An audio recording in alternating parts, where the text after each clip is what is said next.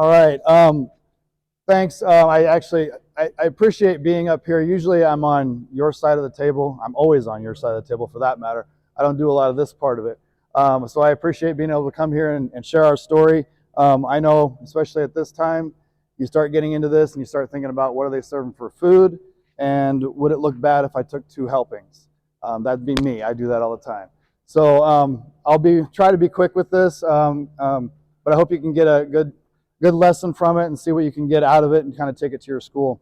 My name is Kurt Pullman. I'm a head strength conditioning coach at Papillion La Vista South High School. I'm also the head powerlifting coach, co-head powerlifting coach. And you'll see on that when I start talking about my other head powerlifting coach that works with me and how we got it started. The foundation of building a powerlifting team, and I don't know if some of you have a powerlifting team or looking to develop one. There's a lot of benefits to it, but it needs to be a benefit to also your entire program, entire strength conditioning program, as well as your school, because if they're all working together, and Evan's, there's going to be a lot of overlap, by the way. Evan went through a lot of things that I'm like, yeah, that's the same thing that we're talking about when we talk about powerlifting and how it can benefit your school. First of all, actually I go back, I title it Under the Bar. It's kind of a motto that we have not just with powerlifting, but with the entire school, all of our programs, all of our our sports programs, in terms of when they come in the weight room, but also what they're doing when I send them outside of the weight room. Being under the bar is more than a literal term. Obviously, it is under the bar. Powerlifting is under the bar, but figuratively speaking, you got to figure out what you can do, what you're willing to do, what you're willing to get underneath that bar, and you just got to do it. You got to jump in. When that bar is loaded, are you going to lift it or not? And so when you get out in the world and you're faced with a challenge, are you ready to lift that bar? Are you ready to raise that bar? So those are the things that we talk about within our school in general. So not just powerlifting and not just in the weight room. What are you willing to do underneath that bar, and learning about yourself underneath that bar? All right. First of all, a couple of thank yous. Obviously, I won't go through all these with you, but like Evan said, you got to thank your family. I have a lot of hats, like he said. You are a strength conditioning coach. You're working with all these teams. Now you're adding yourself to a powerlifting team. You're gone a lot.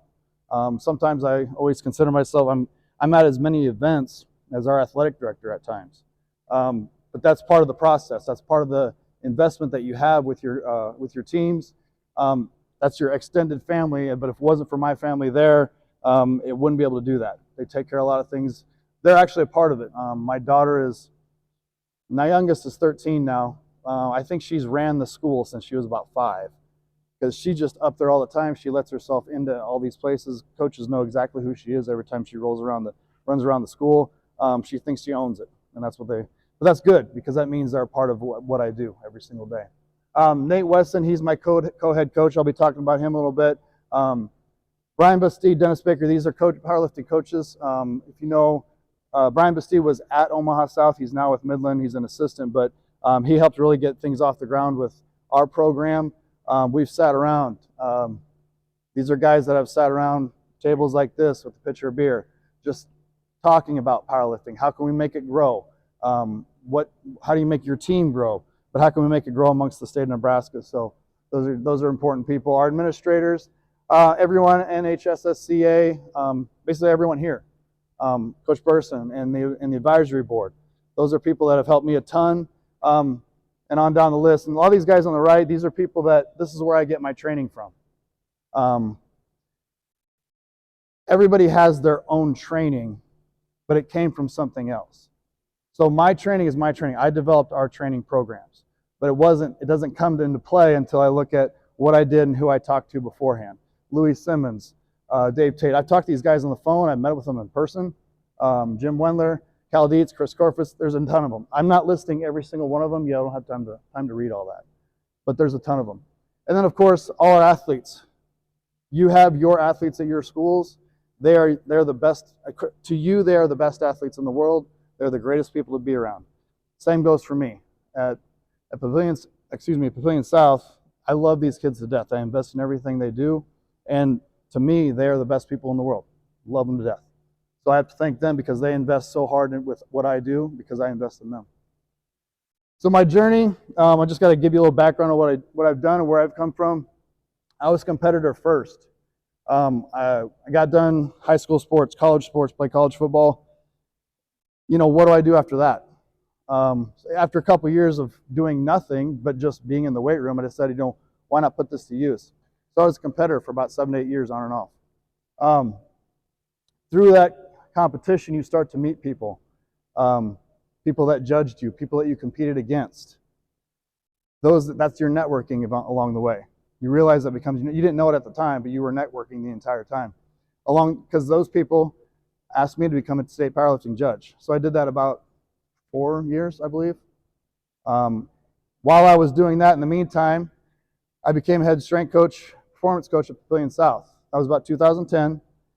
And in the meantime of doing that, I was still judging. So this is where they all come together. I was getting a lot of crap because, hey, why aren't you bringing a team?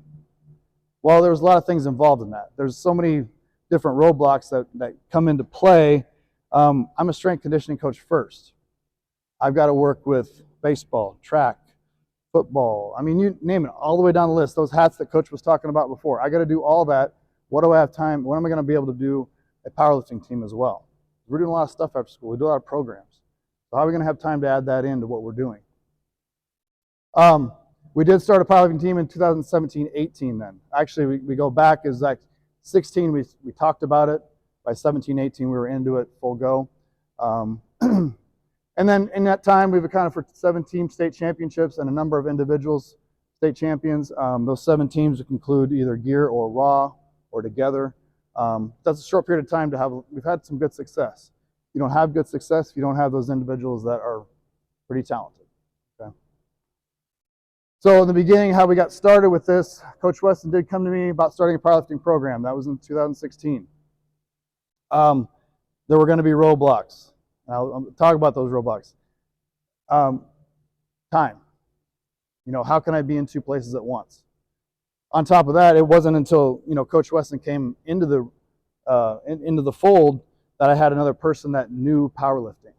Before that, it was just me, and I'm like, that's going to be hard. You're asking, I don't even have an assistant that's ever been to a powerlifting meet, much less knows what it is.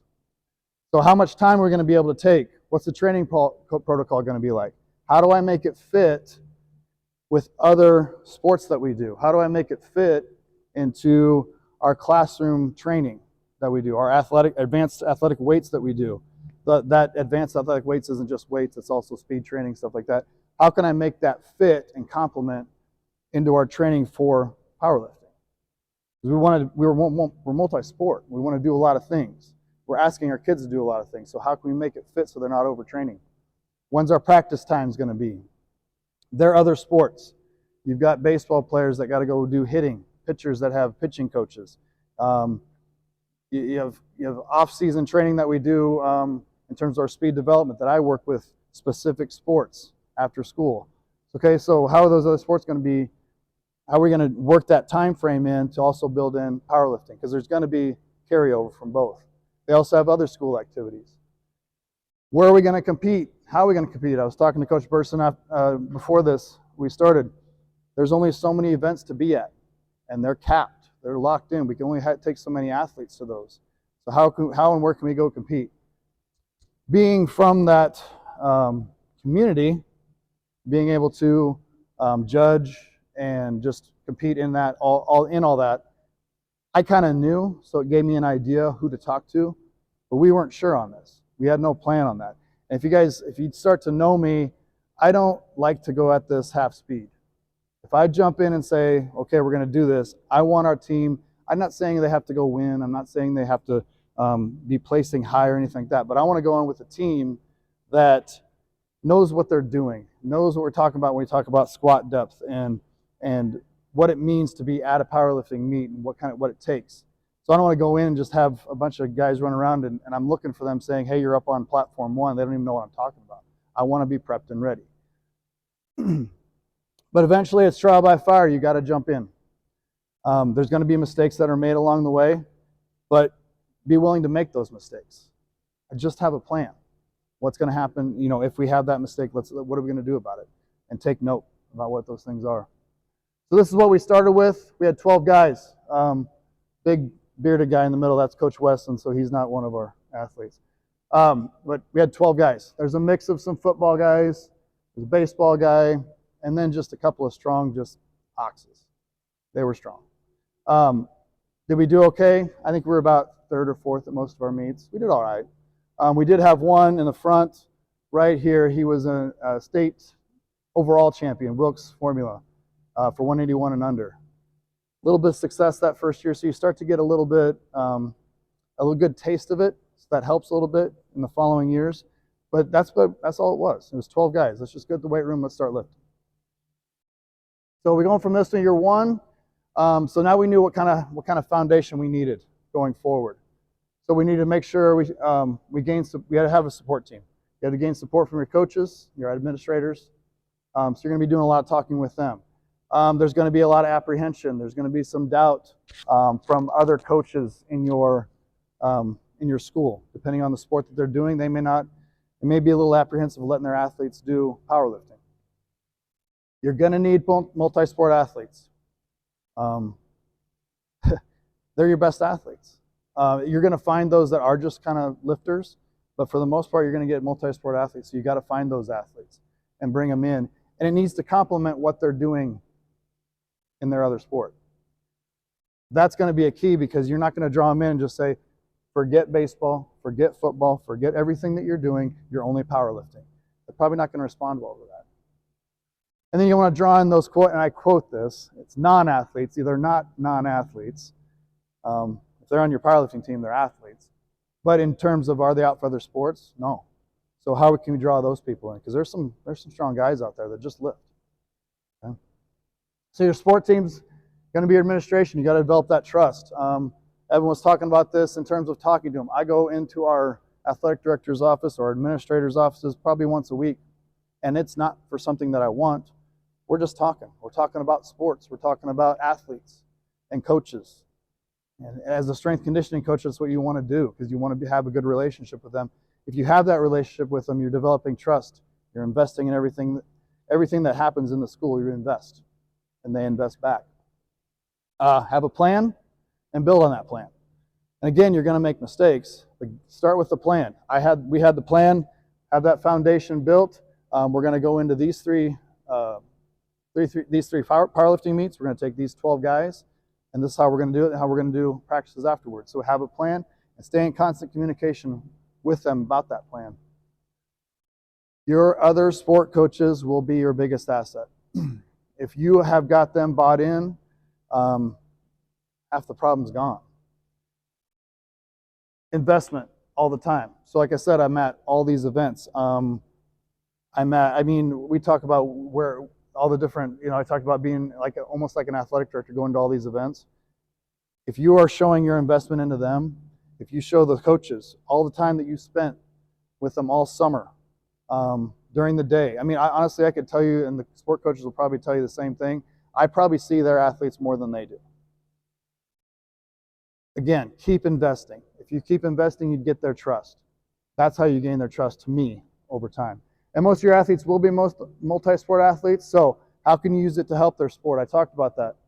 Make it so that they understand that your sport can help what they do in another sport, in football, in baseball, in volleyball, whatever that.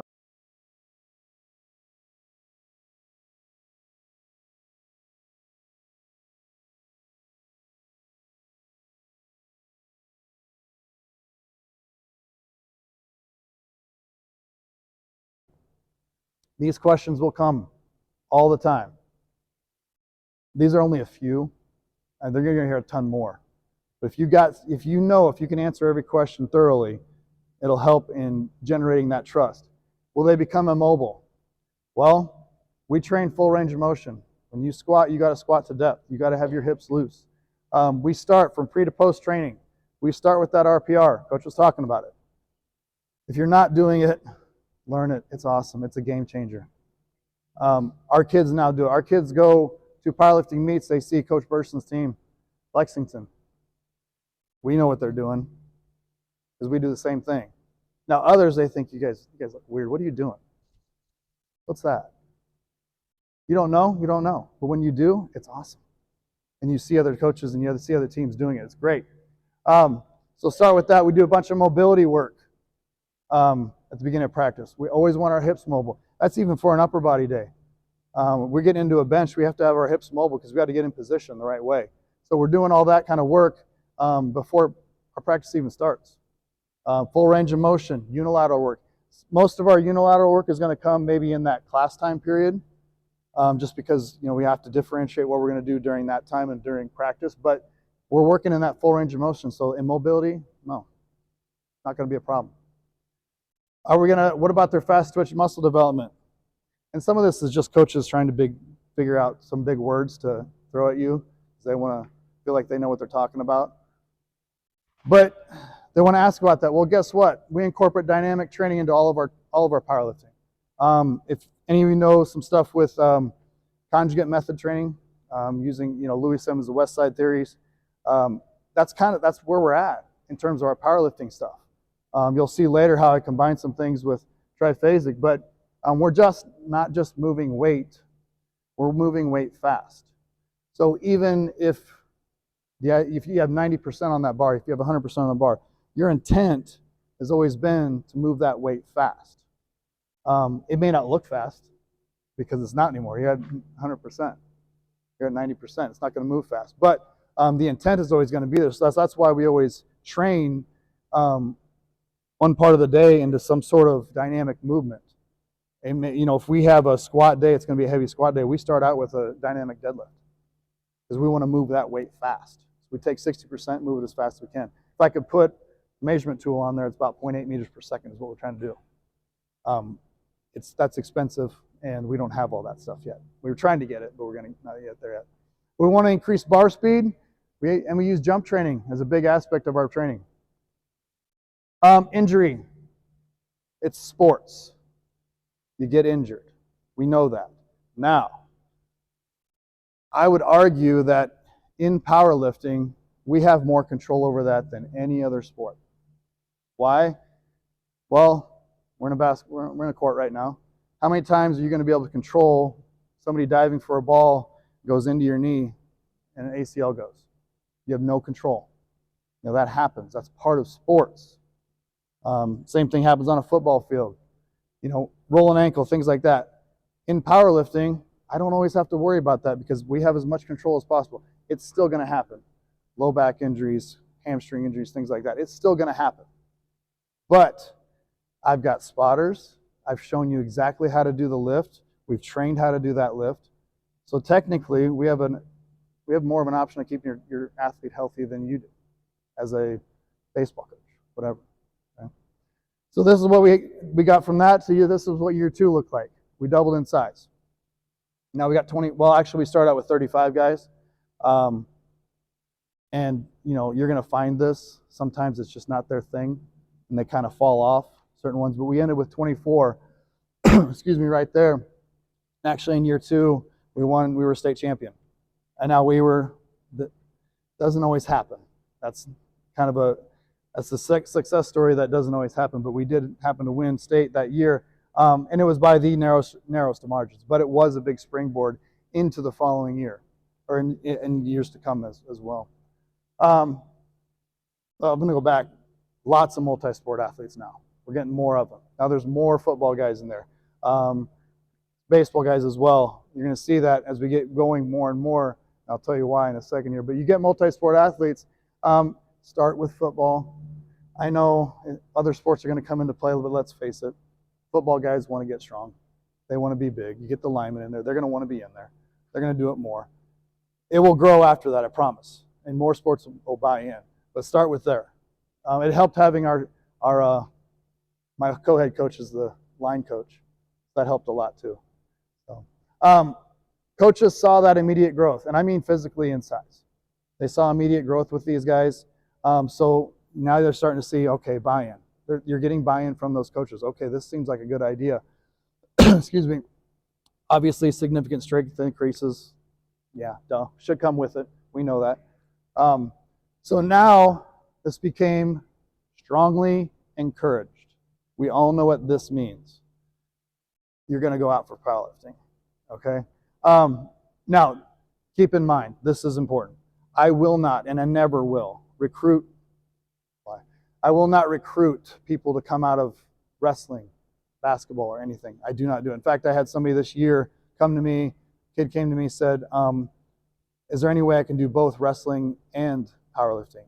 I talked to him, I said, look, I want you to go wrestle first. If that doesn't work out for you, the door's open. But I need to know that I'm helping the entire school by getting them out for wrestling or basketball or whatever it is during that time, because we're a winter sport. That comes first. I've always said that from the beginning because one, it's good for them, it's good for the success of their sport, but it also creates a trust between two coaches and the athletes themselves that, hey, we're open to you, but we have the overall big picture in mind for the entire high school and the entire sports. Okay. Other sports then followed. We got a ton of softball. We got a ton of volleyball. I'm going to get into when we got all the girls that come in as well, but baseball, soccer, track, these sports followed. Again, not mandatory, but if you're not doing anything in the winter, get out there, get on the powerlifting team. Plenty of room. Okay? The reason I was able to do this, the reason we were able to get this going in terms of getting all those sports to do it, because we were always in ready mode. At least in my term, we were always in ready mode. Because I always thought at some point I could say, I don't know, hey, volleyball team, we got a powerlifting meet that we're going to do on Saturday. Are you ready? Yes. My idea and approach with all of our training is that, yes, there's going to be different cycles that we're not at our peak, but the intent in which we do things, we can walk out there in a week and say, yep, we'll get under that bar. We'll be on that platform and we'll take on your volleyball team or whatever that may be. In fact, this last year, volleyball team we got upset in round one. We shouldn't have, but we did. Obviously very upset. They're ready to go. The next week I told them, you're not doing we do in the fall, we test out our kids, 1 rep max stuff. I said, no, you guys got a week off. They said, no, coach, we're doing it right now. We ended up with a girl that broke an all-time deadlift record in the high school. We had I bet we had 90% of the girls have PRs. Because part of it was they were just mad. That's fine. But part of it is because they're just always ready. That's the mode we're supposed to always be in at all times.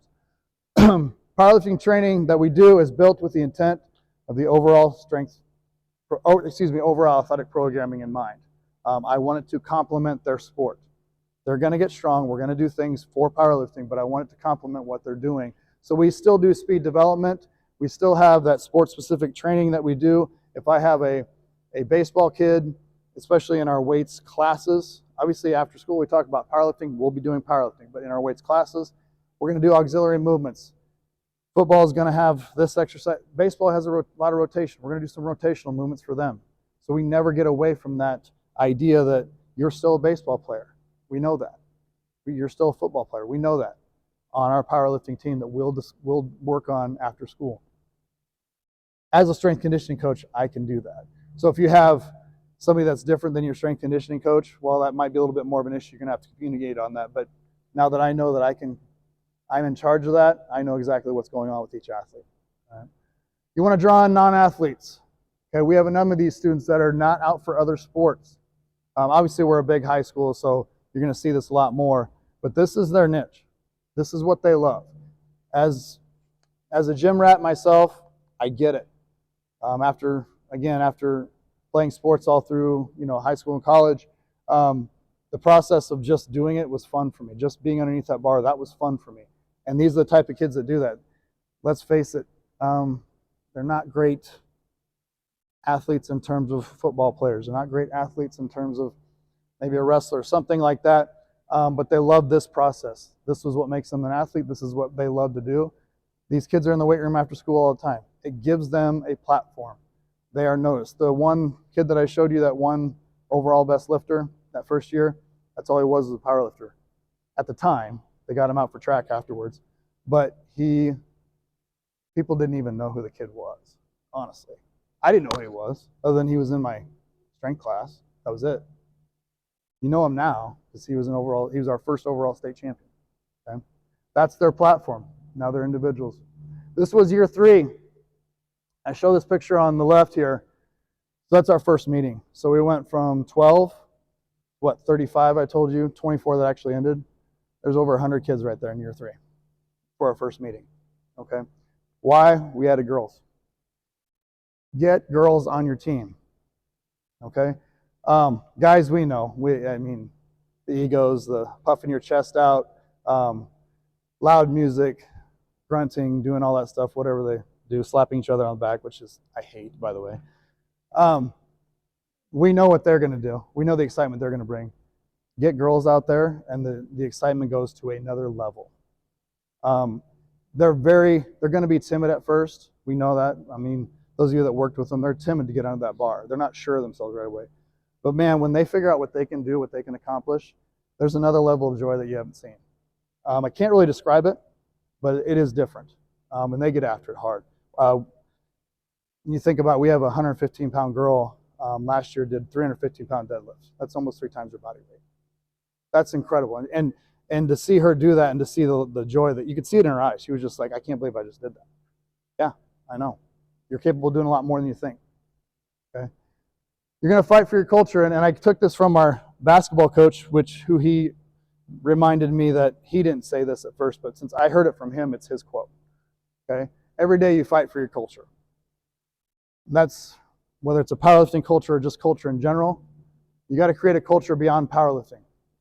Powerlifting will give you and give those athletes, they will learn about themselves from being on the platform, being underneath the bar, what they can do, what they're capable of doing. Okay. There is no in between. This is a sport, there's no in between. You either lift it or you don't. It's as simple as that. I know there's a gray area with how low you got in your squat, your depth squat, things like that. You either lift it or you don't.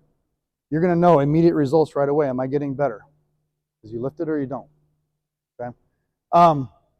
In competition, you are on the spot. You're out of the shadows. You are out there in front of everybody to see. Got this from our volleyball coach. She's an incredible volleyball coach. Pressure is a privilege. And so if you embrace that pressure, you embrace that time on your platform, yeah, there's always going to be a fear, believe me. Sometimes I always lifted out of fear because I was afraid I was going to get crushed by a bar if I didn't lift it. So yeah, there's a little bit of fear, but if you embrace that fear, then things happen. Then you start to realize what you're capable of doing. So embrace that fear. So make that a privilege instead.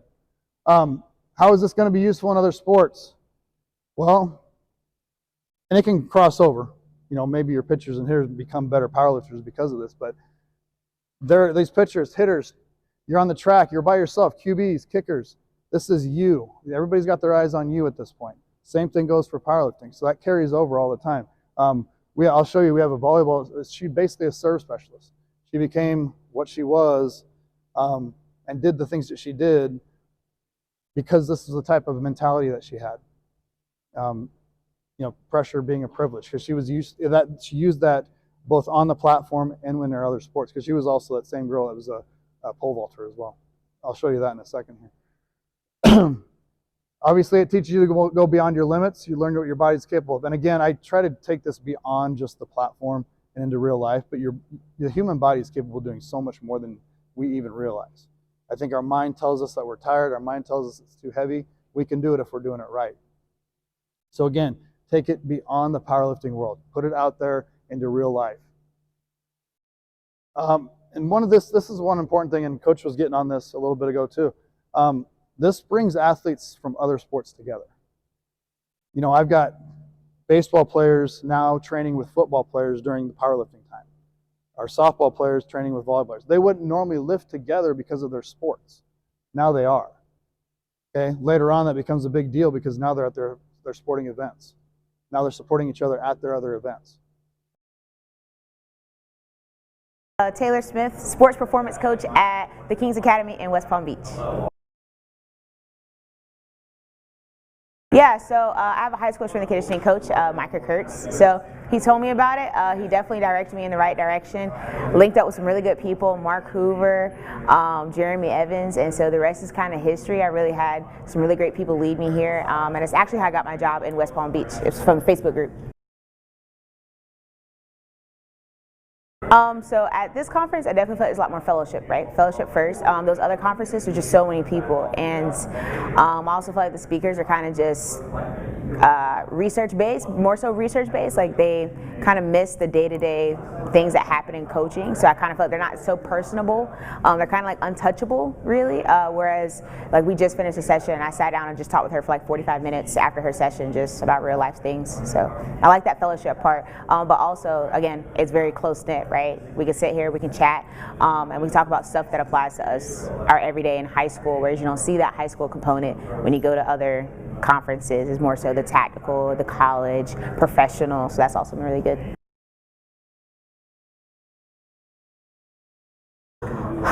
So I was just blessed that I had a high school strength coach, and I didn't know he was great, the guy that he was, until I got into the world. But honestly, for starting out, just really figure out that high school is what you want first. And I think just the beauty of high school is knowing that you get to watch them grow for 4 years, hopefully 4 years. You get to watch them go from little baby giraffe to a stallion at the end, which is really nice. But as for the NHSSCA, like same thing, like really personable connections, right? People that I met in Indiana for that, Indianapolis for that one weekend were the people that were commenting for me to, attend that job in West Palm Beach, like people I met in a weekend, So those relationships, a 3-day relationship, never really seen me coach, just personable, checking in on me over the years that led me here. So I think that's the number one thing, right? Like building those relationships, because as we know, like it's a field about like who you know, like getting to know people, and then you supplement with what you know, right? So who you know gets you through, and then what you know keeps you in the room. So that's been really big for me. So hopefully somebody else can take that along the way, just getting to know more people and not being afraid to go up and say, "Hi, my name is," and start a conversation. Okay. I'm showing you this because it kind of ties it all together. This is some of the stuff we're talking about. Multi-sport athletes doing other things and working together. That's a baseball player. He's actually now with the Yankees organization in AAA. Softball player right there. She's a 2-time state champion. Now plays at Bellevue University, softball. So they're not doing powerlifting beyond. They're doing other sports beyond this. Soccer girl. She's that little 115 I was telling you about. She's going to go for her 3rd straight state championship this year. Again, the power lifter. He was just a power lifter at first, but the track team saw him and went, look at his power, look at his explosiveness. He threw. There was technique involved. He could have been better, but yeah, he was at least capable of throwing shot and disc because of what he did in powerlifting. You know what it does for football. This is actually only a 148-pound guy. He ended up playing at Midland a little bit, but 148 pounds, and he's pulling over 500. That's pretty impressive. And then this girl in the middle I was talking about, she almost didn't even play her senior year, thinking she would never get on the court as a volleyball player. And that's a very impressive team. At the time, they had won 2 straight titles. She has 2 straight volleyball titles along with 2 straight powerlifting titles and overall best lifter titles to go with it. This is a person that loves competing, competition. It's in her. To the point where she graduated, now she's doing marathons. Who would have thought that a powerlifter is out there doing half marathons, things like that, but that's what she does now. So our schedule looks like this in terms of our competition. We do 3, but we've added in even this year, and we've talked to Coach about this a little bit in terms of our scheduling, but we want to add more of these JV, quote JV meets. We want some of our lower level athletes to be able to do this, but right now we have to kind of mix in our top basically 20 athletes get a chance to compete at these different meets. We only do 3. Unless we were to split teams up and go to other events, which a lot of time of going apart and doing all this different stuff, until we get more meets and more people to host meets, it's kind of hard to find a lot of them. So we take these top meets, ones that are definitely like judging's good, ones that we talked about maybe don't go till 8 o'clock at night. Those are tough to be at. And even for hosting, I don't want to host a meet that's going to go until 8, 9 o'clock at night, because those are hard to get people to work, judges to work during that time. Why we do that is this right here. You get done with a meet and you're going to need 1 week probably to recover. Well, we get them out there, we get them in the weight room, we start doing some stuff. We get them out from underneath the bar. I want them to just kind of loosen up, but I don't want them to not do anything. So we do some work there. But then you're going to need at least 2 or 3 weeks to kind of rebuild back up for that next event. And I would say at least. I wish it was more. We don't have that time. It's kind of a 3-month training period, 3 month sport, that's really all the time you have when you think you have to add 1 week of meet prep where you're just doing openers in the beginning. Maybe at the first part of the week, then all you do the rest of the week is just kind of mobility work and some light work just to keep them fresh all the way through. This is our programming. I won't go too deep into it. If you have questions, please ask as we go along because I love talking this stuff. But we start the same as our other winter sports, same time of year during that. And so our general athlete population during that time, if you're not in season, we have a 4-day week lift with speed work being done on Wednesday, speed work, acceleration, development, things like that. Excuse me. So, but I do have our powerlifters use that same general off-season approach and do 4 days. And I'll show you how we get into that. But our off-season started doing triphasic method during that time, and I manipulated it to fit our programming. And so I started using our powerlifting doing the same thing. Now I had to adjust their programming during the day in our classes to make sense for what we're doing afterwards, but this is how we do it. So we blend both a conjugate and West Side style of training into our powerlifting with that triphasic method. So 2 days a week in class, you got a triphasic method day, a lower body or an upper body day. So let's say we're doing a squat day, that triphasic, maybe we're on the eccentric work. So we're working all of our eccentrics during that day. So 2 days a week is done with that. And then 2 days a week, the rest of the class time is doing auxiliary work, maybe unilateral work, maybe a lot of jumping. Core work obviously is put into there. So that's how it shakes out with those 4 days. And obviously, like I said, we're still doing our speed training as well in there. And this continues. So we're 2 days a week after school with our practices. A lot of that is I don't want to overtrain them. This is really hard. They're doing a lot of work. And so you're sitting there going, how can you only train 2 days a week and have that success? Well, all of our kids are really pushed to be in from their other sports to make sure they're in our athletics weights class. It's kind of a weird name for it. It should just be athletic performance class. We call it athletic weights. So we only need to really see them 2 days a week afterwards because they're already doing so much work in class. We don't need to overtrain them that way. So in our powerlifting days, and so the after school stuff is mixed up with max effort dynamic work and then lift specific exercises to bench, squat, and deadlift. Those are your lifts. That's what you have to practice. So variations of that is what we're doing. We will have time. We'll do some learning of wrist and knee wrap. We do both raw and geared. So some of you may probably start out with raw, but those of you that are in some geared, you'll have to learn some of this stuff. With the knee wraps and all of our lifting gear, it's not easy for those of you who have done it. It's tough. It's tough to learn. So if you have access to it, that's great. It's not a cheap route to go, but it takes time. So, and it takes probably your highest skill level athlete, highest skill level powerlifter to transition into that gear. So make sure you're working with the stronger ones and your highest level athletes to get into gear.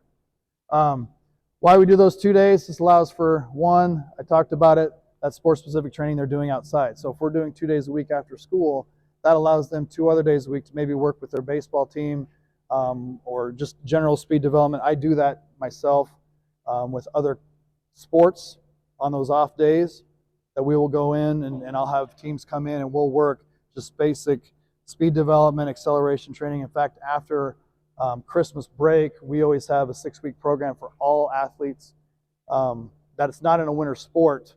We have a 6-week program where they come in and they do all of our top speed development, acceleration development, change of direction development. We're doing all that work 2 days a week. So that's offset from our powerlifting day that we have. Okay? So, and then of course that helps us balance things in class better. If we had 4 days a week after school, I don't know that we could even do much in class, honestly. There would just be way too much for them. The overtraining would be off the charts. I wouldn't even want to try that. Okay? And then honestly, some of these athletes have jobs. This is their off season for a lot of them. So they've been going how many days a week in football? You guys that are football coaches know, you say 5 days, it's probably more like 6 or 7 days a week, basically, is when they're thinking football that whole time. So they don't have time to have jobs. Well, now we can afford them to have time to do that as well. So it looks like this this is maybe a Monday. This was actually early season, so we're doing eccentric work at the start. obviously there's all of our pre-training stuff that we do beforehand, but this was on there for today. Some single leg work. I added in this deadlift that day only. This isn't normal, but I needed to, for the first day, get them kind of just movement pattern and understanding, muscle memory type stuff. So I just added a sub-maximal barbell deadlift that day, but that's not actually normal. So then they would come back, let's say they're doing another lower body on Thursday. That's the day after school we would have like our max effort squat or something. This is what our day would look like in the afternoon or early afternoon or early morning. They would do a lot more jumps. We'd do an overhead squat just for mobility's sake. And then I would actually fill in with cleans during that time. Why? I want to keep the muscle memory. Is it a heavy clean? No, not really. Probably about, it might go up to 80, 85 tops, but that's an explosive movement. I can go a little bit higher in that percentage, but I want to keep them doing that. In the spring, we train that harder. We do some triphysic work with that power clean in the spring, but I don't need it to be the main lift right now during powerlifting season. Okay. This is what it looks like after school then. Obviously you see the RPR, zone 1 and zone 2 for a lower body day. We'll work with zone 3 a lot as well on our upper body days. Stationary warm-up, we'll go through all that, usually led by one of our seniors.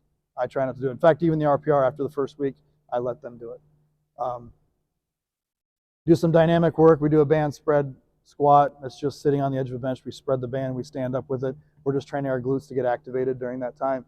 And then same goes when we get into our deadlift. We're doing a 60%. It's fast. It's off the ground. It should go fast, and you should be jumping from there right over to your box jump. I want that explosive movement just to kind of get you neurologically ready for the entire day, because the upcoming is that box squat.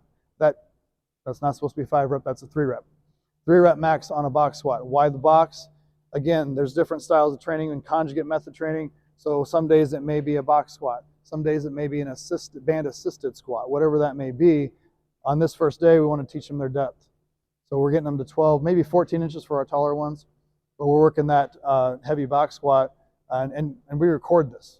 This is actually how we take attendance when they're at practice. You better put in what you got that day, because we need to start looking at who's going to be what weight class, who's our strongest guys in that weight class, or girls for that matter. And then we finish it off with some accessory work, like auxiliary work with the lying hip drive and the glute ham raise and some core work.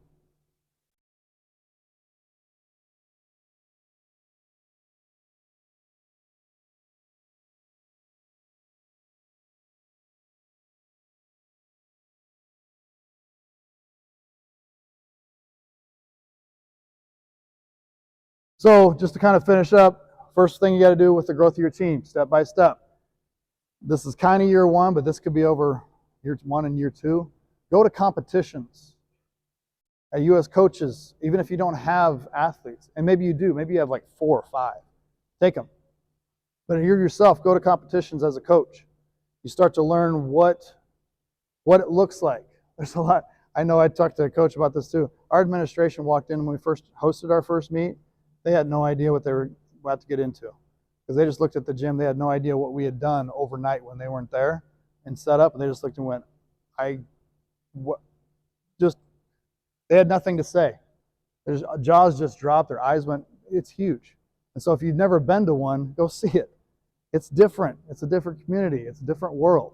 There's spotlights and there's lights going on, and there's platforms, and there's racks, and there's chairs everywhere, and all this different stuff. So it's different. Go find out, go see, go talk to coaches. How do they run them? How do you run your programs? How do you do stuff like that? Coaches want to talk that. We love talking shop. So go do that. And then eventually you just got to jump in. It's get under the bar and do it. I don't know how else to say it, but get under the bar and do it. All right. By year 2, year 3, now you're starting to recruit maybe different kids from different sports. Again, recruit those females. They will be a big plus to your program. So bring them on. And then look at hosting competition yourself. And I'm talking even just small, because the powerlifting world needs that. We need to develop more. We need to get more competitions going, so we can, you cap these events off at like 20 per school, 20 kids per school, and we can't further because our younger athletes aren't able to get out there on the platform. So all they're doing is training for an entire season. So we need to look at more competitions for those people so that they can actually get out on the platform themselves. Growth within the sports and sports in general in your high school. I said make powerlifting complementary to other sports. Other coaches will appreciate that. Your athletes will appreciate that. It will bring athletes together to train together. I talked about our baseball and football teams training, or baseball, football players training together. That wouldn't do that normally. Use the characteristics from one to the other. Talk about being underneath that bar. Use the characteristic of being out there on your own, in front of everybody doing the work. The kickers, the quarterbacks, things like that. They're going to be in the spotlight. If they're learning to bring that pressure on, to absorb that pressure and embrace it, they're in a better state. And then encouragement from support from other athletes across all sports. That's the part, and Coach talked about this too, unified. Now you got softball players going to volleyball games, and you've got football players heading out to the baseball games, and you name it, choose your sports that don't normally get together very often. And now they're one. Now they're going out there and supporting each other in those in their sports and their events. And then I talked about this, getting involved with the community of powerlifting.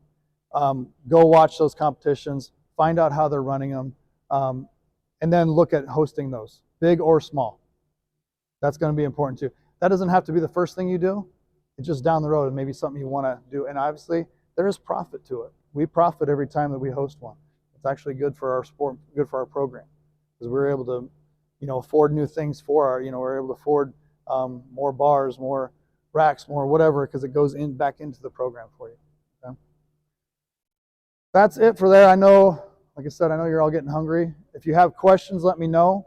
Whether it be here, I know, like Coach talked about, it's maybe not something you want to say or ask here, but I'm going to be eating too. Or just email me. These are all my information. You can get a hold of me. Like I said, I love talking shop. So if you have those questions, please talk. Please ask. Thank you.